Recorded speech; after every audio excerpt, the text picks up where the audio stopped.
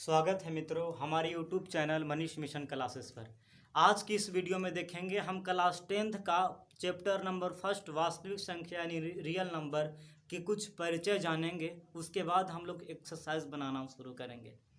तो आइए, वास्तविक संख्या कहते किसको हैं? वास्तविक संख्याएं के पूर्व हम लोग 9th क्लास में पढ़ा था। अंक किसे कहते हैं, प्राकृत संख्याएं के बारे में, संख्या यानी नंबर सिस्टम हम लोग क्लास 9th में पढ़ चुके हैं। फिर भी जरा सा उसमें पूर्व ज्ञान जरा सा हम लोग प्रचलित करेंगे। देखिए, तो आगे पहले देखते हैं हम लोग की वास्तविक संख्याएं।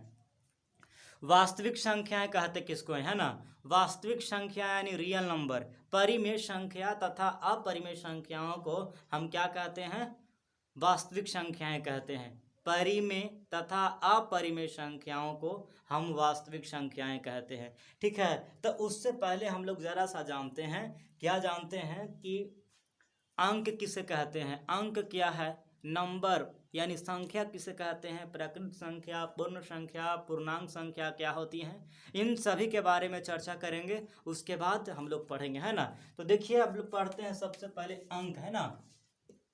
अंक यानी डिजिट। अंक यानी डिजिट।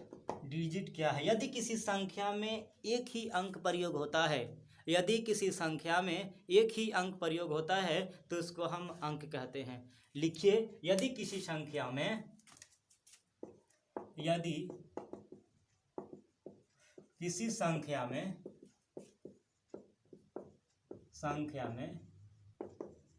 एक ही अंक प्रयोग होता है तो उसे अंक कहते हैं। अंक कहते हैं यानी अंक बोलते हैं। यदि किसी संख्या में एक ही अंक प्रयोग होता है उसको हम क्या कहते हैं? अंक कहते हैं। ठीक है, फॉर एग्जांपल में लिख लीजिए, जैसे हो गया 1 2 3 4 5 6 7 8 9, बस यहीं तक, है ना? कहाँ तक हो गया? 1 से 9 तक। ठीक है, कहाँ देखिए 0 1 2 3 एक ही अंक प्रयोग हो रहा है कि नहीं हो रहा है? हो रहा है ना? तो इसको हम क्या कहते हैं? अंक कहते हैं। यदि किसी संख्या में एगो अंक प्रयोग होता है तो उसको हम क्या कहते हैं? अंक कहते हैं। आगे हम लोग पढ़ेंगे नंबर। संख्या क्या है?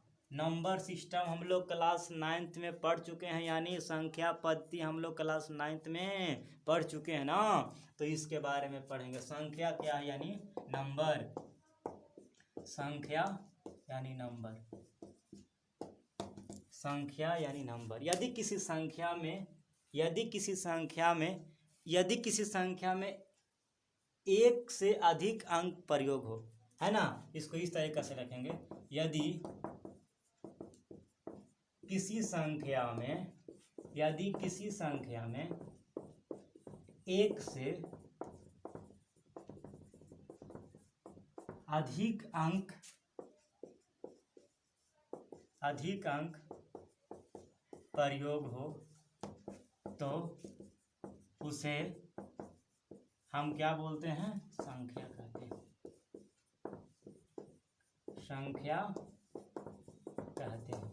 ठीक है, आगे इसका एग्जांपल देखिए किस तरीके से होगा। एक से अधिक अंक, एक से अधिक अंक हुआ 11, 123, 840, 235, इस तरीका से एक से अधिक अंक है ना, 35, 46, एक से अधिक अंक है, ये क्या कहलाएगा? संख्या कहलाएगा। ठीक है, आगे हम लोग पढ़ते हैं। अभी हम लोग जाने अंक किसको कहते हैं या संख्या किसको कहते हैं। पूरा बेसिक है, बहुत सारा। क्लास 10th से पहले हम बेसिक आपको बता देते हैं ताकि आपका आगे का जो सिलेबस है, बेस है, एकदम आसानी से मजबूत हो जाए। अब आगे का जो चैप्टर पढ़ाएं आपको सारा का सारा खुद अपने ही से डील कर पाएँ, कवर कर पाएँ, है ना? तो आगे देखिए, आगे हम लोग पढ़ते हैं क्या? प्राकृत संख्याएं। आगे आता है प्राकृत संख्याएं। प्राकृत संख्या, है ना? प्राकृत संख्या यानी प्राकृत संख्या को हम नेचुरल नंबर कहते हैं। Natural numbers. प्राकृत संख्या यानी नेचुरल नंबर होता क्या है? तो देखिए जहाँ से हम लोग गिनती का स्टार्टिंग करते हैं ना, उसको हम क्या कहते हैं? नेचुरल नंबर कहते हैं, यानी नेचुरल नंबर यानी प्राकृतिक संख्याएं कहते हैं, प्राकृत संख्या कहते हैं। ठीक है, तो गिनती का स्टार्टिंग हम लोग कहाँ से करते हैं? जीरो से? नहीं, जीरो से नहीं करते। कहाँ से करते हैं? तो एक से, 1 2 3 4 5 इस तरीक़ा से करते हैं ना। ये यहाँ तो ना कि 0 1 2 3 4 इस तरीक़ा के नहीं करते हैं। करते कहाँ से हैं? तो एक से लेकर अनंत तक की संख्या क्या कहलाएगी? प्राकृत संख्या कहलाएगी। कोई दिक्कत? नहीं दिक्कत। तो इसको लिखिए कि गिनती की संख्या को हम क्या कहते हैं? गिनती की संख्या को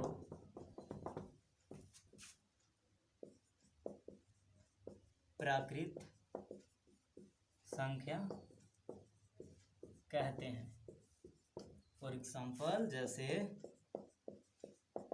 1 2 3 4 5 6 7 8 9, ठीक है, इत्यादि।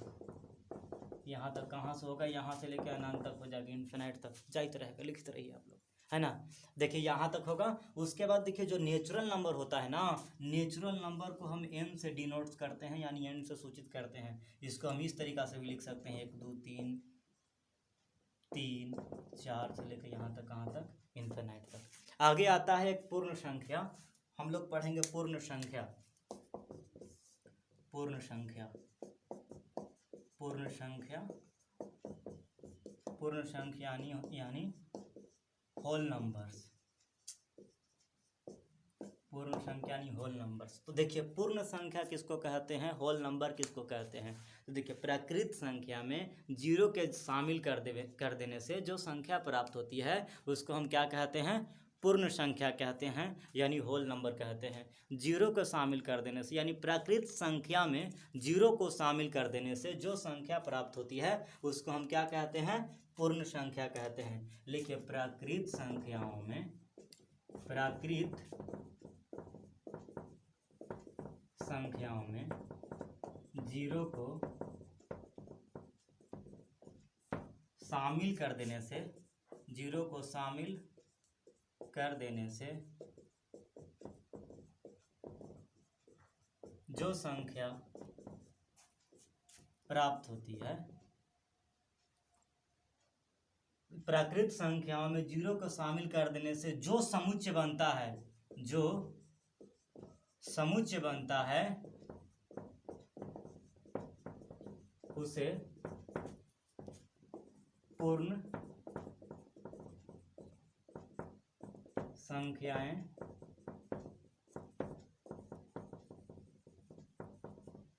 होल नंबर कहते हैं। जैसे में देख लीजिए 0 1 2 3 4 5 6 7 8 9, यहाँ तक होगा कि नहीं होगा? देखिए सब यहाँ के एक के अलावा इधर सारा का सारा क्या है? प्राकृत संख्या। और प्राकृत संख्या में हम क्या किए? जीरो को ऐड कर दिया, तो क्या बन गया? पूर्ण संख्या बन गया, है ना। ठीक है, यहाँ तक कोई दिक्कत? आगे हम लोग पढ़ेंगे पूर्णांक संख्या क्या है, पूर्णांक किसको कहते हैं। ठीक है, पूर्णांक संख्या के बारे में हम लोग पढ़ते हैं। आया देखिए पूर्णांक संख्याएं, है ना। पूर्णांक संख्याएं किसको कहते हैं? जब पूर्ण संख्याओं को धनात्मक तथा ऋणात्मक चिन्हों के साथ दर्शाया जा सके तो इनसे बने समुच्चय को हम पूर्णांक संख्याओं का क्या कहते हैं? समुच्चय कहते हैं। लिखिए जब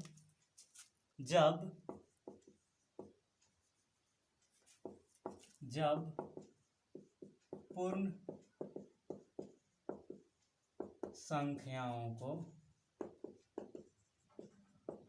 धनात्मक तथा ऋणात्मक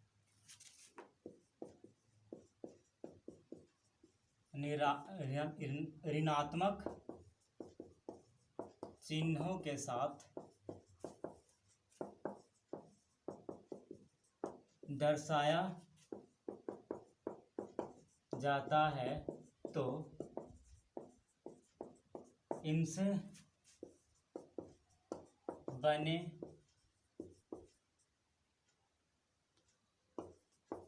समुच्चय को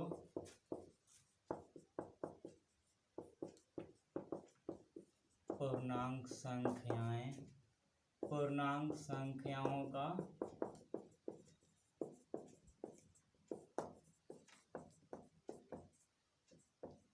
समुच्च कहते हैं। जब पूर्ण संख्याओं को यानी इंटीजर नंबर, जब पूर्ण संख्याओं को धनात्मक तथा ऋणात्मक चिन्हों के साथ दर्शाया जा सके तो उसको हम, उनसे बने समुच्च को हम क्या कहते हैं? पूर्णांक संख्याएं यानी इंटीजर नंबर। अगर आप स्क्रीनशॉट लेना चाहें तो ले सकते हैं, पहले लिख लेते हैं ना। फॉर एग्जाम्पल में जैसे देखिए, जब पूर्ण संख्याओं को यहाँ से देखिए, यहाँ से हम लेते हैं, ठीक है।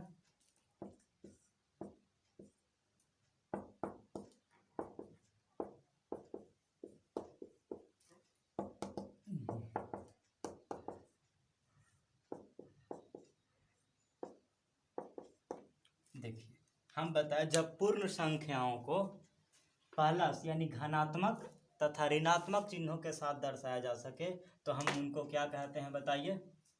पूर्णांक संख्या कहते हैं। जब प्लस और माइनस यानी धनात्मक तथा ऋणात्मक चिन्हों के साथ दर्शाया जा सके तो हम उनको क्या कहते हैं? पूर्णांक संख्याएं कहते हैं यानी इंटीजर नंबर कहते हैं। अब हम लोग पढ़ते हैं विषम प्राकृत संख्याएं।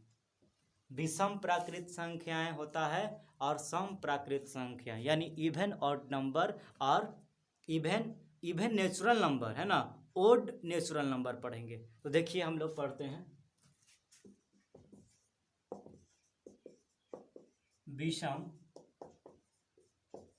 विषम प्राकृत संख्याएं यानी odd natural number, odd natural number. विषम प्राकृत संख्याएं और सम प्राकृत संख्याएं। सम प्राकृत संख्याएं बढ़ेंगे इवन नेचुरल नंबर के बारे में। तो विषम प्राकृत संख्याएं किसको कहते हैं? जो संख्या दो से पूरा विभाजित नहीं हो, पूर्णतः विभाजित नहीं हो, उनको हम क्या कहते हैं? विषम संख्याएं कहते हैं। ठीक, लिखिए इसको। जो संख्या दो से पूर्णतः विभाजित नहीं होता है उसे विषम प्राकृत संख्या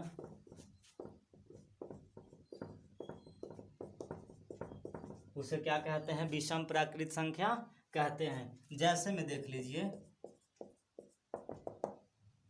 जैसे में देखिए थ्री क्या है? तीन से दो से पूर्णतः पूरी तरीका से विभाज होगा, पूरा तरीका से कटेगा नहीं कटेगा, तो ये क्या हो गया? विषम प्राकृत संख्या हो गया, विषम संख्या। उसके बाद 5, है ना, 7, 9, 11, 13, 15 इत्यादि कर देते हैं। ये सारी संख्याएं क्या हैं? बताइए। विषम प्राकृत संख्याएं होती हैं। ठीक है, आगे हम लोग पढ़ते हैं सम प्राकृत संख्याएं। सम प्राकृत संख्याएं यानी इवन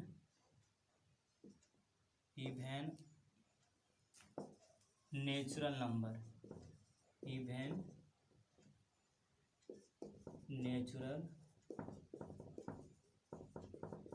नंबर, इवन नेचुरल। जो संख्या दो से पूर्णतः विभाजित हो जाता है, जो संख्या दो से पूर्णतः विभाजित हो जाता है उसको हम क्या कहते हैं?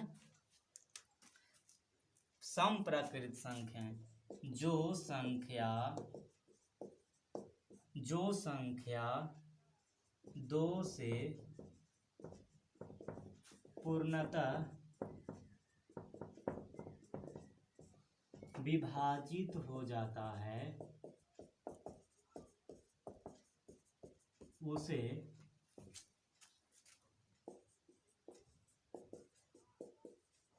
सम प्राकृत संख्या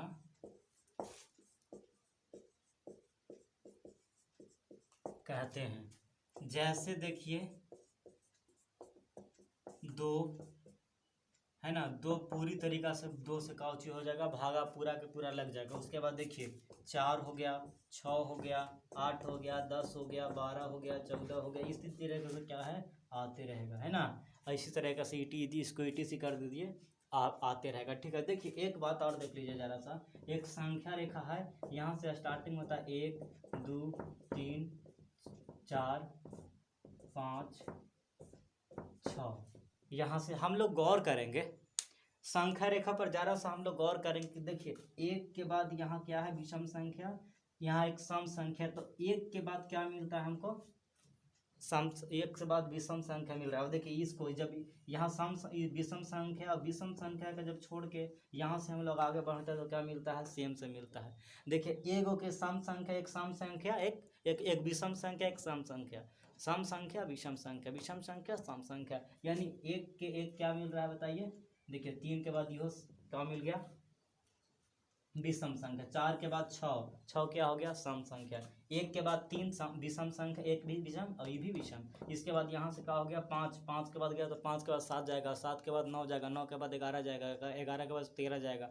इस तरीक़ा से जाते रहेगा तो सारा का सारा क्या है, विषम संख्या। अब यहाँ से 2 जाएगा, 2 से 4 जाएगा, 4 क्या है, सम संख्या। 4 से संख्या रहेगा फिर 6 जाएगा, 6 के बाद 8 जाएगा, 10 जाएगा, 12 जाएगा। इस तरीक़ा से जाते रहेगा तो क्या मिलेगा, एक के बाद एक विषम संख्या मिलते रहेगा। ठीक है, आगे हम लोग पढ़ेंगे भाज्य संख्याएं।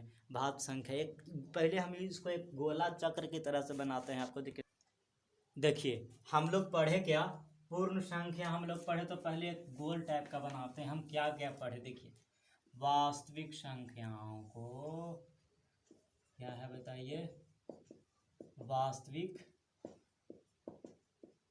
संख्या को हम लोग क्या बांटें, 2 भाग में बांट देते हैं। ठीक है ना, प्राकृत संख्या, वास्तविक संख्या यानी रियल नंबर को हम लोग 2 भाग में बांटते हैं। पहला क्या, परिमेय संख्याएं, परिमेय संख्याएं पढ़े, इसको बांटते हैं। और उसके बाद अपरिमेय संख्याएं, अपरिमेय संख्या, है ना।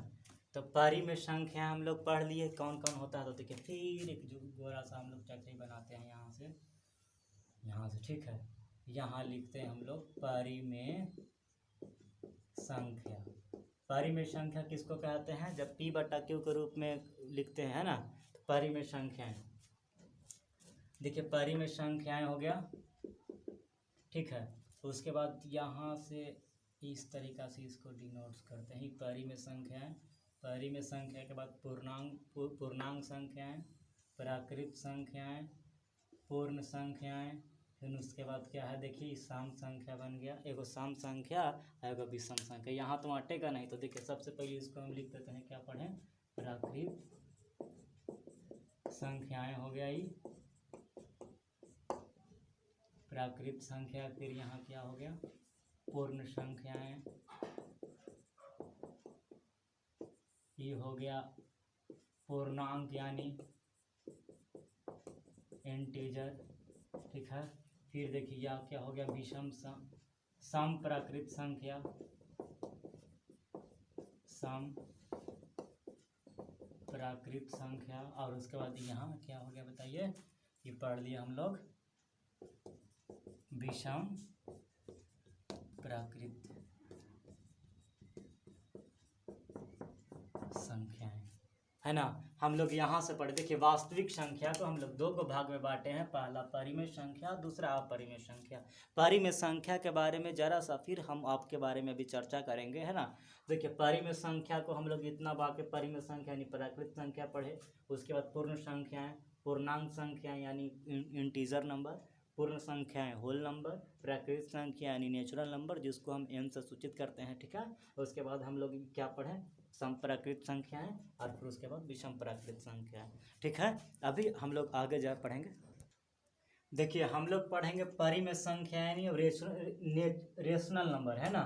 जिन संख्याओं को P/Q के रूप में, जिन संख्याओं को P/Q के रूप में दर्शाया जा सके, हम उनको क्या कहते हैं, जिन संख्याओं को P/Q के रूप में दर्शाया जा सके हम उनको कहते हैं परिमेय संख्याएं। लेकिन जबकि देखिए, जबकि Q बराबर कुछ होना चाहिए, 0 नहीं होना चाहिए। फॉर एग्जांपल जैसे देख लीजिए 3/4 परिमेय संख्या है, लेकिन 8/0 परिमेय संख्या नहीं है। काहे? क्योंकि नीचे कभी भी 0 नहीं होना चाहिए। ऊपर 0/4 होगा, ये परिमेय संख्या है। 0/11 होगा, परिमेय संख्या है। लेकिन 8/0 परिमेय संख्या नहीं है, क्योंकि नीचे 0 नहीं होना चाहिए। ठीक है, हम लोग पढ़ लिए है ना। जबकि q बराबर 0 नहीं होना चाहिए। देखिए, प्रत्येक प्राकृत संख्या क्या होती है?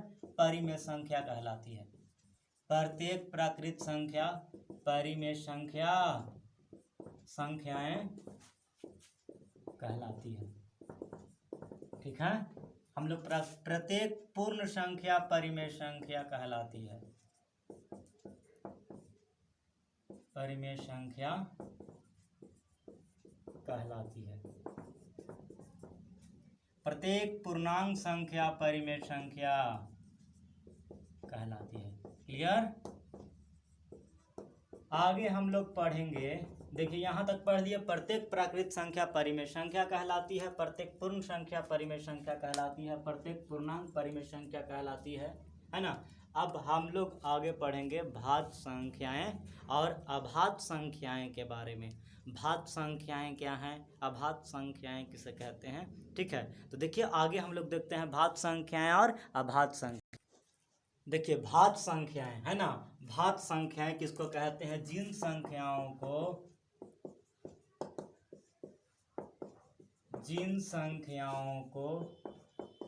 2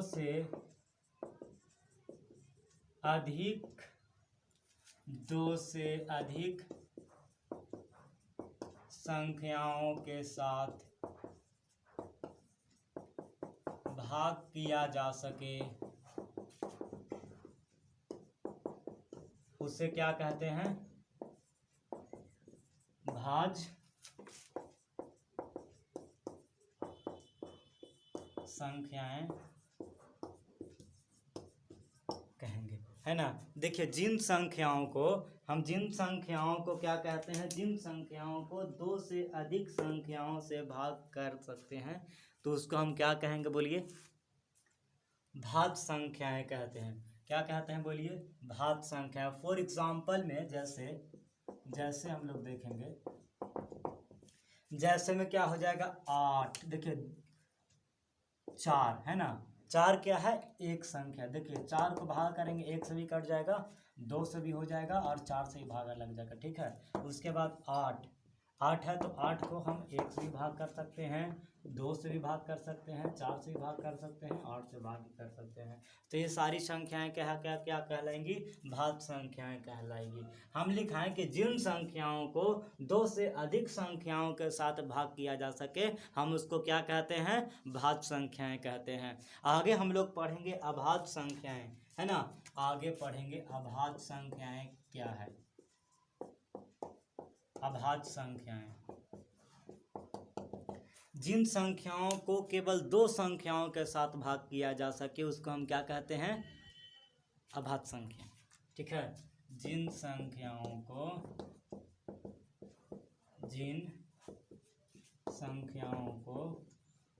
केवल 2 संख्याएं,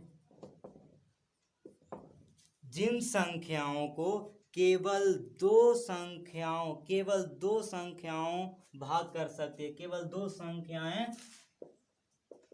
भाग कर सकती है, उसे अभाज्य संख्या कहते हैं। जिन संख्याओं को केवल 2 संख्याएं भाग कर सकती हैं, उसे हम अभाज्य संख्याएं कहते हैं। फॉर एग्जाम्पल में देख लीजिए आप, जैसे में हो गया 2, इसको भाग करेंगे तो केवल 1 और 2 ही आएगा। उसके बाद देखिए आ जाएगा 3, इसको भाग करेंगे तो केवल 1 और 2 ही आएगा। एक स्वयं से कटेगा, एक अपने एक स्वयं से, और एक से कटेगा। इसके अलावा और कोई भी संख्या के साथ नहीं कटेगा। ठीक ना। आगे बढ़ते हैं। आगे 7 हो गया।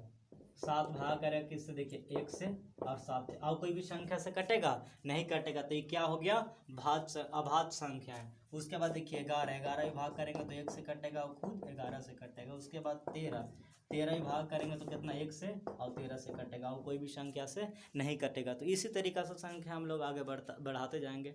तो देखिए आगे आज के लिए बस इतना ही रहने देते हैं, और आगे के लिए हम लोग पढ़ेंगे। देखिए शांत दशमलव प्रसार क्या होता है, अपरिमेय संख्याएं क्या होती हैं, ठीक है, उसके बारे में अभाज्य संख्याएं, अभाज्य गुणनखंड क्या होता है, एचसीएम, यूक्लिड विभाजन एल्गोरिथ्म क्या है। आगे से हम लोग का एक्सरसाइज थ्योरी और बाकी है, आगे हम लोग नेक्स्ट क्लास में पढ़ेंगे। तब तक के लिए आज के लिए बस इतना ही। जय हिंद।